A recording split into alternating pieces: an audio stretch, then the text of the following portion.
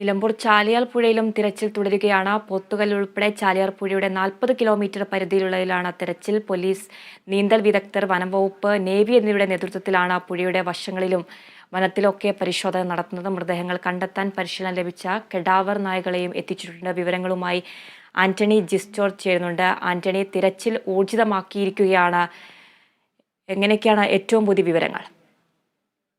തീർച്ചയായും ചാലിയാർ പുഴയിൽ ഇന്ന് തിരച്ചിൽ കുറച്ചുകൂടി ഊർജിതമാണ്. ഇന്നലത്തേതിൽ നിന്ന് വിഭിന്നമായി കുറെ കൂടി ഏരിയ കവർ ചെയ്തുകൊണ്ടുള്ള ഒരു രക്ഷാപ്രവർത്തനമാണ് ഇന്ന്, അല്ലെങ്കിൽ തെരച്ചിലാണ് ഇന്ന് ചാലിയാറിൽ നടക്കുന്നത് എന്നുള്ളതാണ്. അതായത് പുഴയുടെ ഈ 40 കിലോമീറ്റർ പരിധിയിലുള്ള പോലീസ് സ്റ്റേഷനുകൾ, ആ പരിധിയിൽ, അത് 40 കിലോമീറ്റർ ചുറ്റളവിലുള്ള എല്ലാ പുഴ എവിടെയൊക്കെ കടന്നു പോകുന്നുണ്ടോ അതിൻ്റെ ഭാഗമായ പ്രദേശങ്ങളിലെല്ലാം തിരച്ചിൽ ഇപ്പോൾ നടക്കുന്നുണ്ട്. അതിന് പ്രത്യേകം വള്ളങ്ങൾ, അതുപോലെ തന്നെ ഈ ഡ്രോൺ, വ്യോമസേനയുടെ പോലീസിന്റെ ഹെലികോപ്റ്റർ, നമ്മൾ പോലീസിന് സ്വന്തം ഒരു ഹെലികോപ്റ്റർ വാടകയ്ക്ക് എടുത്തിട്ടുണ്ട്. ആ ഹെലികോപ്റ്റർ, അതുപോലെ തന്നെ ഈ കെഡാവർ നായകൾ, ഈ മൃതദേഹങ്ങൾ കണ്ടെത്താൻ പരിശീലനം ലഭിച്ച കെഡാവർ നായകൾ എന്നിവയെല്ലാം ഉപയോഗിച്ചാണ് ഈ തെരച്ചിൽ നടത്തുന്നത്. ഇന്നിപ്പോൾ ഈ തെരച്ചിലിൽ ഒരു മൃതദേഹം കിട്ടിയിട്ടുണ്ട്. അത് ചുങ്കത്തറ കൈപ്പിനി എന്ന പ്രദേശത്ത് നിന്നാണ് ഒരു സ്ത്രീയുടെ മൃതദേഹം കണ്ടെത്തിയത്. അതായത് കഴിഞ്ഞ ദിവസങ്ങളിലൊക്കെ മൃതദേഹം കണ്ടെത്തിയ പോത്തുകൽ എന്ന സ്ഥലത്ത് നിന്ന് 6 കിലോമീറ്റർ അകലെയാണ് ഈ ചുങ്കത്തറ കൈപ്പിനി എന്ന് പറയുന്ന പ്രദേശം. അവിടെ നിന്നാണ്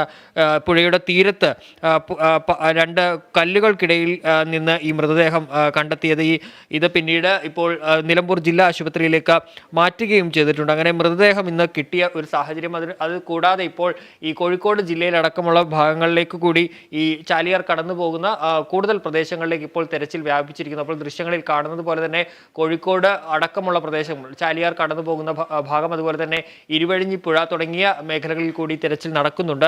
പ്രധാനമായും ഈ തെരച്ചിൽ നടക്കുന്നത് ഈ പുഴയുടെ ഈ അരികുവശം, അതുപോലെ തന്നെ അതിനോട് ചേർന്നിട്ടുള്ള വനമേഖല തുടങ്ങിയുള്ള ഭാഗങ്ങളിലാണ്. കാരണം ഈ ഒഴുക്കിൽ ഈ മൃതദേഹ മൃതദേഹങ്ങളോ ഇത്തരത്തിൽ ഈ പുഴയ്ക്ക് വശത്ത് എവിടെയെങ്കിലും വന്ന് അടിഞ്ഞിട്ടുണ്ടോ എന്നുള്ളതാണ് പ്രധാനമായും പരിശോധിക്കുന്നത്. അതുപോലെ തന്നെ ഡ്രോണിന്റെ സഹായവും കൂടി തേടിയിട്ടുണ്ട്. ഡ്രോൺ ഉപയോഗിച്ചു കൂടിയുള്ള പരിശോധന ആ ഭാഗത്ത് നടക്കുന്നുണ്ട്. കാരണം നമുക്ക് കുറച്ചുകൂടി വ്യക്തത വരാൻ വേണ്ടി ഈ ഡ്രോൺ ഉപയോഗിച്ചുള്ള പരിശോധന സഹായകമാകും. അതുകൊണ്ട് തന്നെ ഡ്രോണും ഈ തെരച്ചിലിനായി ഉപയോഗിക്കുന്നുണ്ട്. അതിന് പുറമെ ബോട്ടുകളിലും മറ്റും, അതുപോലെ തന്നെ പുഴയിൽ ഇറങ്ങിയും അപ്പുറത്തേക്ക് കടന്നുമൊക്കെ അവിടെ തിരച്ചിൽ വലിയ രീതിയിൽ തന്നെ തുടരുകയാണ്. ഫയർഫോഴ്സ് ഉണ്ട്, പ്രാദേശിക മുങ്ങൽ വിദഗ്ധരുണ്ട്, പോലീസുണ്ട്, അതുപോലെ തന്നെ നേവിയുടെ സംഘമുണ്ട്.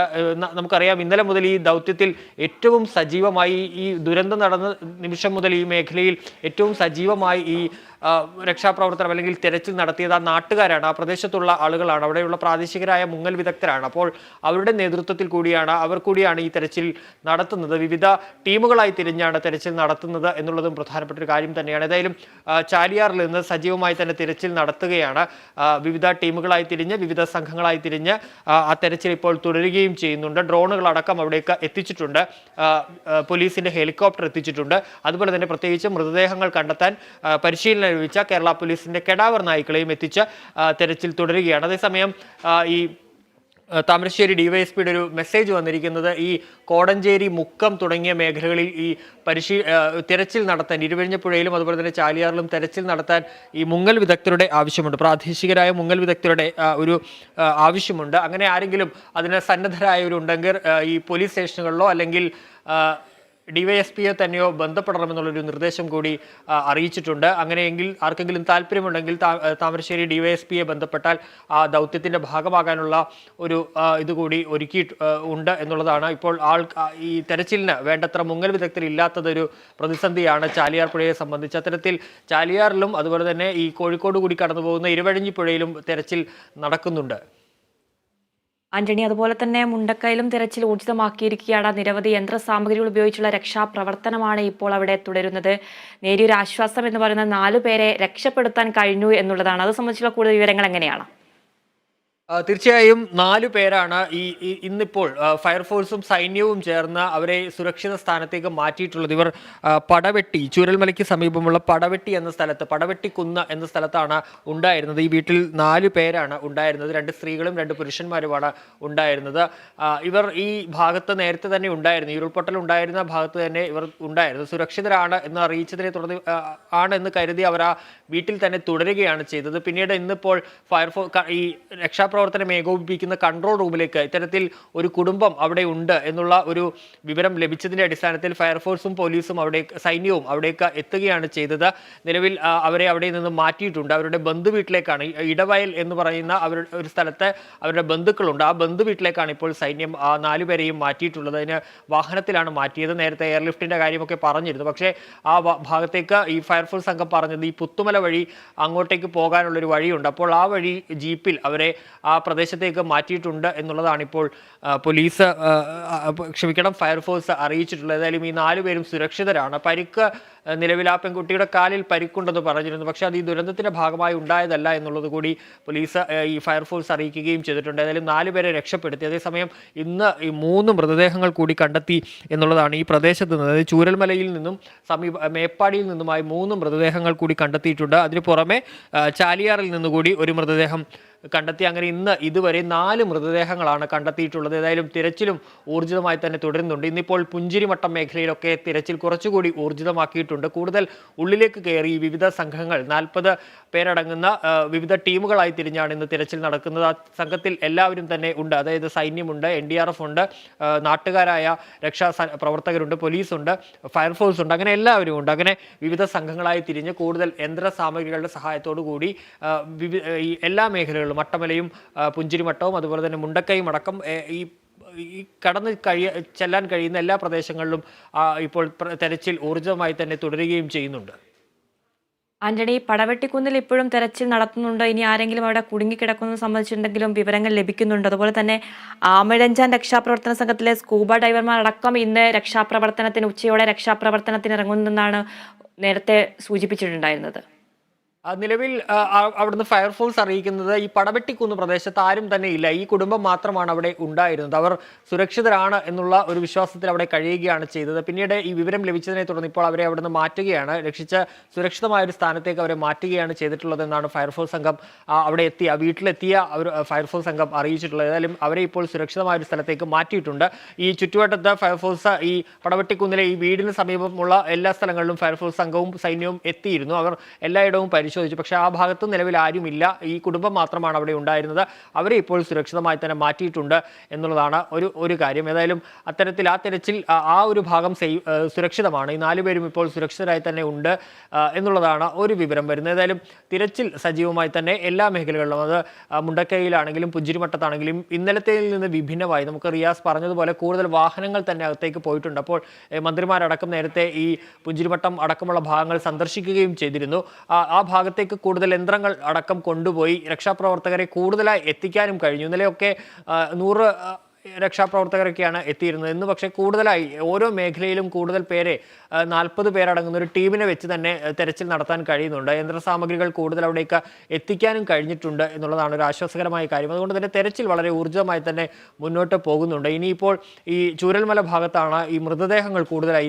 ഇന്നലെയാണെങ്കിലും ഇന്നാണെങ്കിലും ഈ ചൂരൽമല ഭാഗത്താണ് കൂടുതൽ മൃതദേഹങ്ങൾ കണ്ടെത്തിയിട്ടുള്ളത്. പ്രത്യേകിച്ച് ആ സ്കൂളിനോട് ചേർന്നുള്ള ഭാഗത്തൊക്കെയാണ്. ഇന്നിപ്പോൾ ഈ വെള്ളാർമല സ്കൂളിനോട് ചേർന്നാണ് 2 മൃതദേഹങ്ങൾ കണ്ടെത്തിയത്. അത്തരത്തിൽ ഈ ചൂരൽമല ഭാഗത്ത് നിന്ന് മൃതദേഹങ്ങൾ കണ്ടെത്തുന്ന ഒരു സാഹചര്യമുണ്ട്. അതുപോലെ തന്നെ ഈ പുഴ ഒഴുകി വന്ന ഭാഗങ്ങൾ, അതായത് ഈ ഉരുള് പൊട്ടി ഈ പുഴ കടന്നുപോയ ഭാഗങ്ങളിലെല്ലാം വിശദമായി തന്നെ തിരച്ചിൽ നടക്കുന്നുണ്ട്. നമ്മുടെ സൂചിപ്പാറ വെള്ളച്ചാട്ടം അവിടെയും തെരച്ചിൽ നടത്തുന്നുണ്ട്. കാരണം ഈ സൂചിപ്പാറ വെള്ളച്ചാട്ടം വഴിയാണ് ഈ മൃതദേഹങ്ങളൊക്കെ ഒഴുകി ചാലിയാറിലേക്ക് പോയത്. അതുകൊണ്ട് തന്നെ ഈ ഭാഗത്ത് മൃതദേഹങ്ങൾ കുടുങ്ങിക്കിടക്കുന്നുണ്ടോ എന്നറിയാനുള്ള പരിശോധന കൂടി അവിടെ വനംവകുപ്പിൻ്റെയും അതുപോലെ തന്നെ രക്ഷാപ്രവർത്തകരുടെയും നേതൃത്വത്തിൽ നടത്തുന്നുണ്ട്. അത്തരത്തിൽ സജീവമായി തന്നെ ഈ മേഖലകളിലൊക്കെ തിരച്ചിൽ ഇന്ന് കുറച്ചുകൂടി ഊർജിതമായി തന്നെ നടപ്പാക്കുന്നു. കാലാവസ്ഥ വലിയ പ്രശ്നമില്ലാതെ തുടരുന്നുണ്ട്. അതുകൊണ്ട് തന്നെ ഊർജിതമായി തന്നെ തിരച്ചിൽ ഇപ്പോൾ തുടരുകയാണ് എല്ലായിടങ്ങളിലും എന്നുള്ളതാണ്. ഈ കണ്ടെത്തിയ മൃതദേഹങ്ങളൊക്കെ ഇപ്പോൾ തിരിച്ചറിയാൻ കഴിഞ്ഞിട്ടുണ്ടോ? ഈ കണ്ടെത്തിയ മൃതദേഹങ്ങൾ ആശുപത്രിയിലേക്ക് കൊണ്ടുപോകാനുള്ള ആംബുലൻസ് സംവിധാനങ്ങളൊക്കെ എങ്ങനെയാണ് അവിടെ ഒരുക്കിയിരിക്കുന്നത്?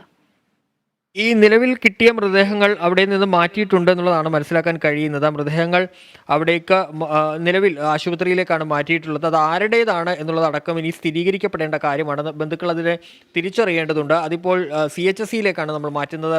മേപ്പാടി CHSC ഉണ്ട്. മേപ്പാടി CHSCയിൽ അവിടെ ഒരു താൽക്കാലിക മോർച്ചറി ഒരുക്കിയിട്ടുണ്ട്. അവിടേക്കാണ് ഈ കിട്ടുന്ന മൃതദേഹങ്ങൾ എത്തിക്കുന്നത്. ഇപ്പോൾ ചുങ്കത്തറയിൽ നിന്ന് ലഭിച്ച ആ മൃതദേഹം നിലമ്പൂർ താലൂക്ക് ആശുപത്രിയിലേക്കാണ് മാറ്റിയിരിക്കുന്നത്. ആ സ്ത്രീയുടെ മൃതദേഹമാണ് അവിടെ നിന്ന് ലഭിച്ചിട്ടുള്ളത്. അത് ആരാണെന്ന് തിരിച്ചറിയാൻ കഴിഞ്ഞിട്ടില്ല. കിട്ടിയിട്ടില്ല. അത് ഈ ജില്ലാ ആശുപത്രിയിൽ പോസ്റ്റ്മോർട്ടം പൂർത്തിയാക്കിയ ശേഷം മേപ്പാടിയിലേക്ക് കൊണ്ടുവരും. അതേസമയം ഈ ചൂരൽമലയിൽ നിന്നടക്കം കിട്ടിയ ആ മൃതദേഹങ്ങൾ അത് പരിശോധിക്കേണ്ടതുണ്ട്. അത് പരിശോധിച്ച ശേഷം അത് ആരുടേതാണെന്നുള്ളത് ബന്ധുക്കൾ തിരിച്ചറിയേണ്ടതുണ്ട്. അതിനുശേഷം മറ്റു നടപടികളിലേക്ക് പോകും. എന്തായാലും ഈ ബന്ധുക്കൾ എത്തി അത് തിരിച്ചറിയുക എന്നുള്ളതാണ് ഇനി പ്രധാനപ്പെട്ട ഒരു കാര്യം. ഏതായാലും മൃതദേഹങ്ങൾ ഇന്നും കണ്ടെത്തുന്നു എന്നുള്ളതാണ്. നാല് മൃതദേഹങ്ങൾ കണ്ടെത്തിയിട്ടുണ്ട് എന്നുള്ളതാണ് ഇന്ന് ഏറ്റവും ദുഃഖിപ്പിക്കുന്ന ഒരു കാര്യം. നമ്മൾ ഈ 4 പേരെ രക്ഷിച്ചു എന്ന് പറയുമ്പോഴും മരണസംഖ്യ 300-നടുത്തേക്ക് അടുക്കുകയാണ്. 293 പിന്നിട്ടിരിക്കുന്നു ഇപ്പോഴത്തെ മരണസംഖ്യ എന്ന് പറയുന്നതും. 295-ലേക്ക് മരണസംഖ്യ എത്തിയിരിക്കുന്നു എന്നുള്ളതാണ് ഏറ്റവും വിഷമിപ്പിക്കുന്ന ഒരു കാര്യം. 200 പേരെക്കുറിച്ച് ഇപ്പോഴും വിവരമില്ല എന്നുള്ളതും ഏറെ സങ്കടപ്പെടുത്തുന്ന ഒരു കാര്യം തന്നെയാണ്. ഈ 200 പേര് എവിടെ പോയി എന്നുള്ളതിനെക്കുറിച്ച് ഈ 4ാം നാളും ഒരു വ്യക്തമായ വിവരം ഇല്ല എന്നുള്ളതാണ് ഒരു പ്രധാനപ്പെട്ട കാര്യം. ഏതായാലും ഇന്ന് മൃതദേഹങ്ങൾ കൂടുതലായി ഇന്നും കണ്ടെത്തുന്നുണ്ട്. ഇന്നലെയും മൃതദേഹങ്ങൾ അത് കണ്ടെത്തിയത് കൂടുതലും ഈ ചൂരൽമലയിൽ നിന്നും ചാലിയാറിൽ നിന്നുമാണ്. ഏതാണ്ട് 173 മൃതദേഹങ്ങളാണ് ചാലിയാറിൽ നിന്ന് മാത്രം ലഭിച്ചത്. മൃതദേഹങ്ങളും അതുപോലെ തന്നെ ശരീരഭാഗങ്ങളും ഉൾപ്പെടെയാണ് കിട്ടിയിട്ടുള്ളത്. ഈ കിട്ടുന്ന ശരീരഭാഗങ്ങളെ ഒരു മൃതദേഹം എന്ന നിലയിലാണ് കണക്കാക്കുന്നത്. അതുകൊണ്ട് തന്നെയാണ് ഈ മൃതദേഹങ്ങളുടെ എണ്ണം ആ തരത്തിൽ കണക്ക് കൂട്ടുന്നത്. ഒരു ശരീരഭാഗം കിട്ടിയാൽ അതൊരു മൃതദേഹമായാണ് കണക്ക് കൂട്ടുന്നത്. അതുകൊണ്ട് തന്നെയാണ് അത്തരത്തിൽ എണ്ണം 173 മൃതദേഹങ്ങൾ ലഭിച്ചു എന്നുള്ള കണക്ക് പറയുന്നത്. ഏതായാലും അത്തരത്തിൽ തിരച്ചിൽ നല്ല ഊർജിതമായി തന്നെ തുടരുന്നു. 6 സോണുകളായി തിരിച്ചുള്ള തിരച്ചിലാണ് നടക്കുന്നത്. അത്തരത്തിൽ എല്ലാ സംവിധാനങ്ങളോടുകൂടി കൂടുതൽ കഴിഞ്ഞ ദിവസത്തിൽ നിന്നൊക്കെ വ്യത്യസ്തമായി കൂടുതൽ ഊർജിതമായി 6 സോണുകളായി മേഖലകളായി തിരിച്ചുള്ള തിരിച്ചിലാണ്. ഒന്ന് പുഞ്ചിരിമട്ടം, അതുപോലെ മുണ്ടക്കൈ. ഇപ്പോൾ വയനാട്ടിൽ നിന്നും പ്രജീഷ് ടെലിഫോൺ ലൈനിലുണ്ട്. പ്രജീഷ്, ഇപ്പോൾ രക്ഷാദൗത്യം ഇപ്പോൾ എങ്ങനെയൊക്കെയാണോ പുരോഗമിക്കുന്നത്?